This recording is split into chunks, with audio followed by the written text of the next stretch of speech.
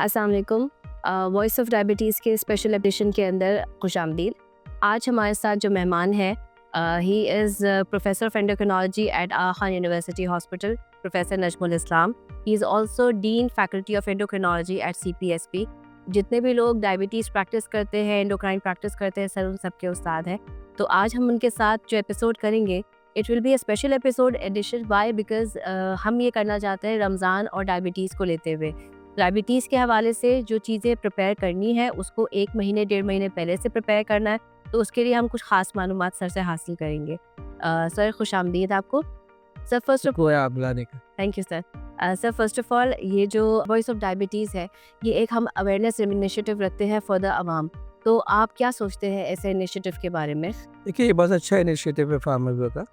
I think इससे लोगों को डायबिटीज़ से मुतालिक आगाही होती है और इस आगाही के नतीजे में उनकी चीज़ें बेहतर होती हैं, डायबिटीज़ कंट्रोल बेहतर हो जाता है और क्वालिटी ऑफ लाइफ भी बेहतर हो जाती है। सर आज का एपिसोड हम रमज़ान और डायबिटीज़ को बेस करते हुए लेते हैं। तो आपके ख़्याल में कौन से अफराद ऐसे हैं जो कि रोज़ा किनको नहीं रखना चाहिए? अच्छा देखिए जिनकी डायबिटीज़ अनकंट्रोल्ड है जी सर। वो लोग रोज़ाना रखें। जिनकी डायबिटीज़ में लो शुगर बहुत होती है, अक्सर हो रही है, पिछले 6 महीने के अंदर लो शुगर के एपिसोड्स हो रहे हैं, तो वो भी ना रखें क्योंकि वो फिर उसमें रिस्क बढ़ जाता है। तो 2 स्पेशल कैटेगरीज़ हैं, फिर इसके अलावा कुछ और कैटेगरीज़ हैं जिसमें कुछ और बीमारियाँ होती हैं लोगों को, जैसे किडनी प्रॉब्लम्स हैं जी सर। या हार्ट प्रॉब्लम है या स्ट्रोक्स वगैरह हो चुके हैं, उनको भी जो है वो अपने फिजिशियन की राय से मदद से आप फैसला करना होगा कि रखें ना रखें, लेकिन वो भी उस कैटेगरी में आते हैं जहाँ शायद रोज़ा रखने की इजाज़त ना मिले। ना मिले। सर उम्र रसीदा अफराद कैसे बासानी रोज़ा रख सकते हैं? देखिए उमर रसीद अहलक को तो अल्लाह ताला ने भी आसानी दे दी है कि वो उनको जो है फिदिया देने का इख्तियार हासिल है। जी। अगर वो फिर भी इंसिस्ट करते हैं तो उनको हम गाइड करते हैं और अगर वो हम समझते हैं उनकी सेहत इस लायक नहीं है कि वो रखें तो उनको मना भी कर देते हैं। ठीक है। सर जैसे रमज़ान की आमद से पहले हेल्थ एजुकेशन या डोज़ एडजस्टमेंट क्या इसकी ज़रूरत है? देखिए बहुत ज़रूरी है, बहरहाल आप अपने फिजिशियन से जब मिलेंगे डायबिटिक पेशेंट, फिर वो डिसाइड करेगा कि भाई आप रोज़ा रखने के लायक हैं कमिंग रमज़ान में या नहीं। जब वो रमज़ान का फ़ैसला हो जाएगा कि हाँ रखेंगे, और बाज़ दफ़ा पेशेंट्स को डॉक्टर मना करते हैं और पेशेंट इंसिस्ट करता है कि मैं रखूँगा, तो उसको भी हम फैसिलिटेट करते हैं। हालाँकि हमारी राय होती है कि ना रखें, लेकिन फिर भी उसको हम फैसिलिटेट करना पड़ता है उसके लिए, ताकि वो कम से कम नुकसान का शिकार हो। दे ठीक। तो एक तो ये फ़ैसला, दूसरा ये कि जब वो हो जाएगा कि हाँ रखना है, तो उसके बाद हम उनकी मेडिकेशंस के एडजस्टमेंट की बात उनसे करेंगे। कौन सी मेडिकेशंस सहरी में लेनी है, कौन सी इफ्तारी में लेनी है, किसको बढ़ाना है, किसको कम करना है, ये सब एडजस्टमेंट होगा। जी। ख़ासकर जो लोग इंसुलिन पे होते हैं उनके लिए बहुत ज़रूरी होता है एडजस्टमेंट, बाकी लोगों के लिए भी ज़रूरी है, लेकिन इंसुलिन वालों के लिए ज़रूरत से ज़्यादा ज़रूरी है कि वो उसको अपना एडजस्ट करवाएँ। फिर उनको हम ये भी बताते हैं कि भई अगर आप रोज़ा रखेंगे तो आपको शुगर चेक करनी पड़ेगी दौरान रोज़ा। वो उसकी भी किस वक़्त करना है उसकी भी एडवाइस दी जाती है, जी सर। और ये भी बताया जाता है कि किस वक़्त आप रोज़ा तोड़ना भी अगर पड़े तो कब के कौन से लेवल्स होंगे और किस पे, हाई पे भी और लो पे भी, दोनों की बात की जाती है। इसकी सारी एजुकेशन होती है जो हम उनसे करते हैं ताकि वो सेफ़ली रमज़ान में रोज़े रख पाएँ बगैर किसी प्रॉब्लम। सो इसका मतलब है कि रमज़ान शुरू होने से कम महीना पहले आपको अपने मौलिद से राब्ते में आ जाना चाहिए। कम से कम, ज़्यादा हो जाए तो कोई हर्ज नहीं। मैंने तो क्लिनिक्स में 2-3 महीने से शुरू कर दिया हुआ है जी। कि जो भी आता है उनको मैं पूछ लेता हूँ कि कमिंग रमज़ान में आपने रोज़े कराता है।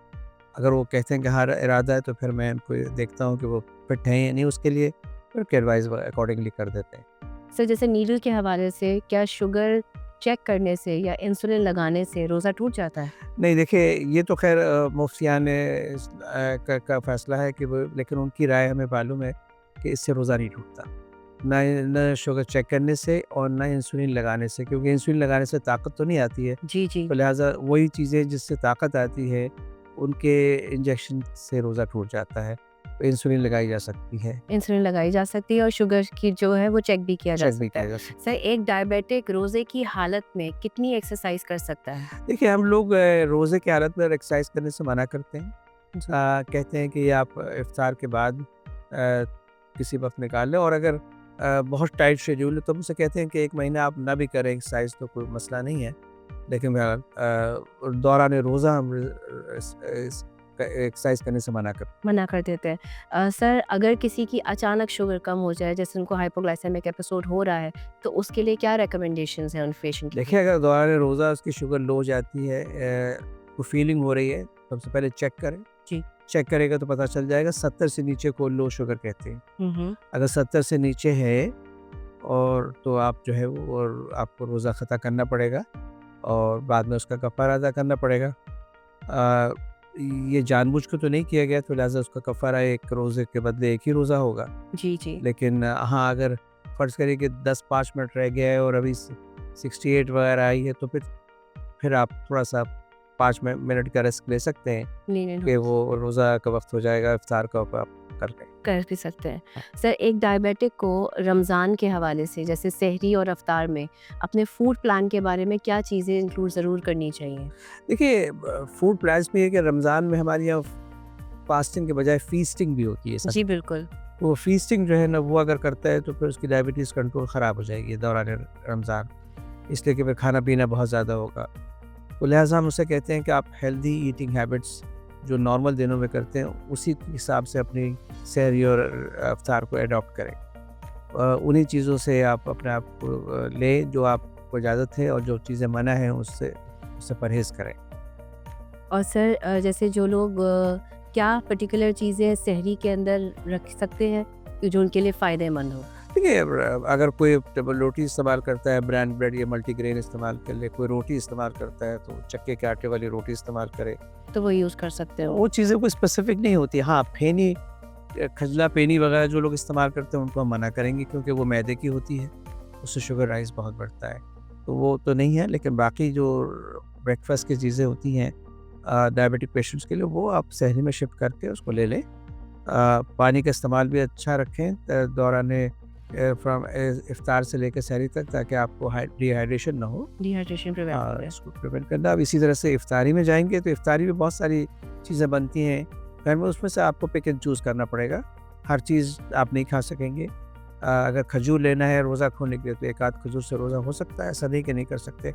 शरबत एक बड़ा एहतमाम होता है तो शरबत जो है वो आप स्पेसिफिक डायबिटिक वाला अडॉप्ट कर ले लें, या फिर आप घर में नींबू वगैरह से जो है उसमें आर्टिफिशियल स्वीटनर से मिठास पैदा करके वो बना लें अपने लिए। तो ये कुछ मॉडिफिकेशंस करनी पड़ती हैं।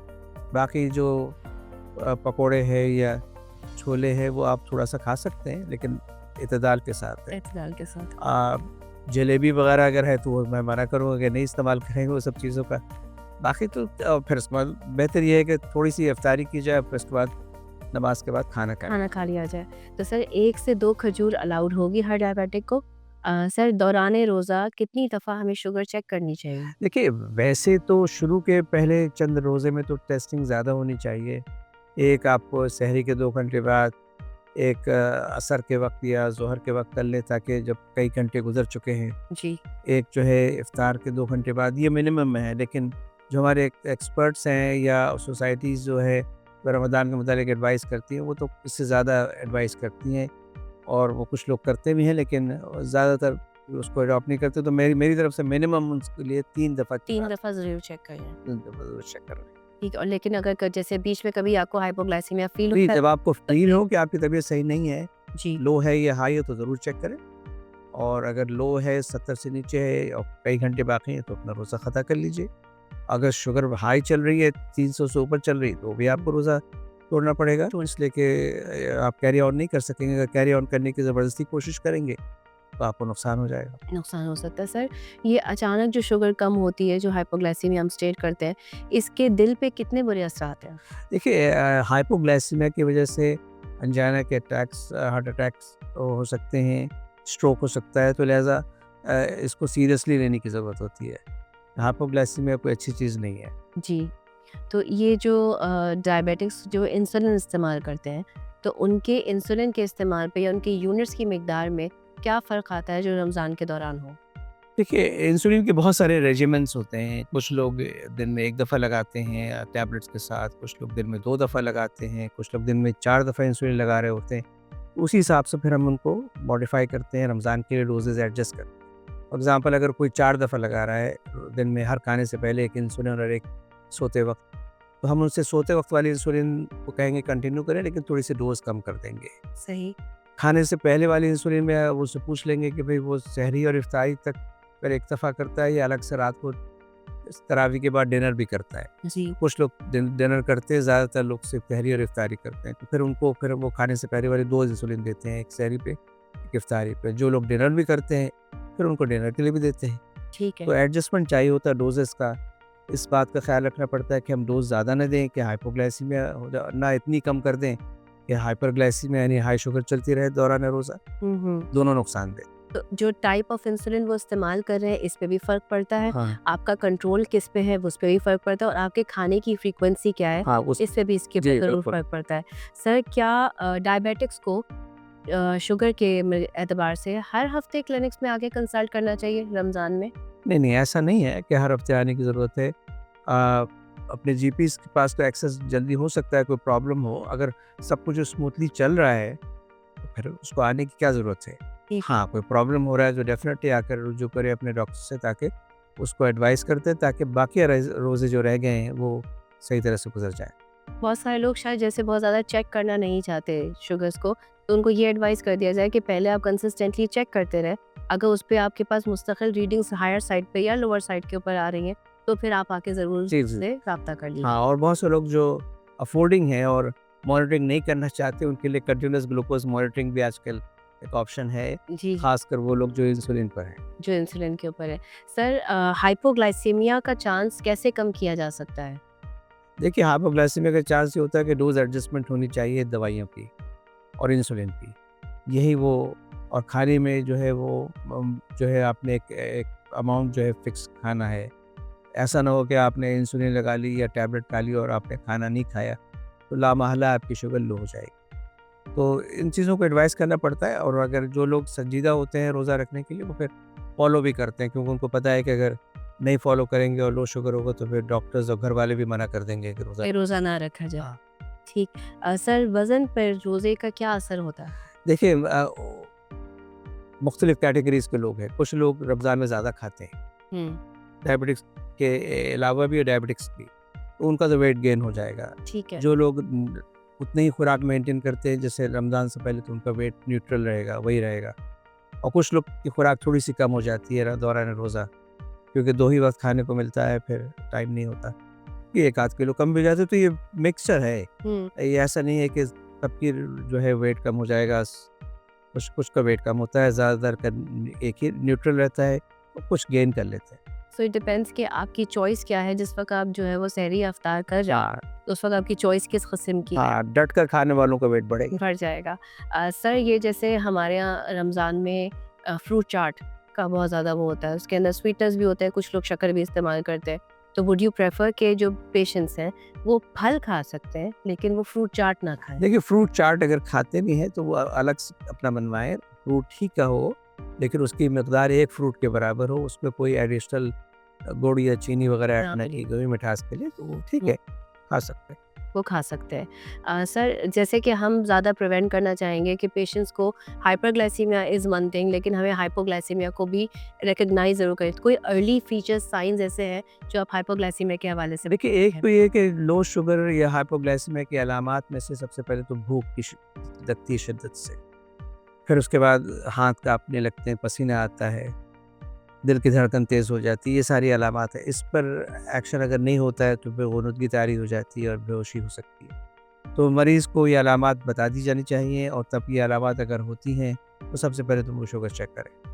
और अगर शुगर चेक करता है और लो ब्लड शुगर है, जो कि 70 से नीचे कहलाती है, तो फ़ौरन उस पे एक्शन होना चाहिए। हाँ, कुछ लोग भूख तो वैसे भी लगती है रमज़ान में, जी, तो भूख is not equivalent to low sugar. ठीक। बहुत से लोगों को भूख लगती है, पता चला कि भाई शुगर तो 100 चल रही है, जी। 110 चल रही है, तो वो कोई वजह बनती नहीं है रोज़ा ख़ता करने की। रोज़ा ख़त्म करने की। सर आप आम आवाम को और डायबिटिक पॉपुलेशन को इस रमज़ान के हवाले से क्या एक मैसेज देना चाहेंगे? देखिए, मैसेज तो जो हमने बात की उसी से मुताल्लिक़ है कि बेसिकली आपको रमज़ान शुरू होने से 1 महीना या उससे पहले आप अपने फ़िज़िशियंस के पास जाएँ, अपना इरादा बता दें कि आपने रोज़ा रखना है। ताकि वो देख ले कि आप उसके लिए मौजू हैं या नहीं हैं। फिर उसके बाद आपकी दवाइयों पे एडजस्ट कर दे, कुछ आपकी चीज़ों पे मुतालिक आपको बता दे, खाने पीने के मुतालिक, टेस्टिंग्स वगैरह के मुतालिक, ताकि आप फिर जब रमज़ान शुरू हो तो आप सेफ़ली रोज़ा रख सकें। हमारा मकसद ये है कि सेफ़ली रोज़ा रखा जाए बग़ैर किसी नुकसान के। बाकी हम किसी को रोज़ा रखने से खामखा नहीं मना करते, नहीं करना चाहिए, वो अपना इंडिविजुअल का फ़ैसला है। हम्म। कुछ लोग होते हैं जो कि सिर्फ कहते हैं कि हमारे फिजिशियन डिसाइड करें कि हम रोज़ा रख सकते हैं हाँ, कि नहीं। नहीं। देखिए मैं तो बहुत क्लियर कट होता हूँ इस मामले में कि भई मैं अपने सर पे नहीं डालता कोई चीज़। मैं मुझसे पूछ लेता हूँ रोज़ा रखना है तो अगर वो रखने का इरादा है तो फिर एडवाइस कर देते हैं। हम्म, वो अगर कोई ऐसी वजह बताते हैं कि नहीं रख जो कि रख सकते तो हम उसको बता दें कि आप रख सकते हैं, अगर आप चाहें तो हम आपको एडजस्टमेंट कर देंगे, फैसला आपका है। फैसला हमारा ही है। So this was a very interesting and informative episode about Ramzan and diabetes. एक बहुत बाबरकत महीना है जिसमें हम सब चाहेंगे कि एहतियात और एतदाल के साथ रहते हुए, शुगर का ख्याल रखते हुए रोज़ा रखा जाए। So this is doctor Syeda Urooj Riyaz signing off till the next episode. Thank you.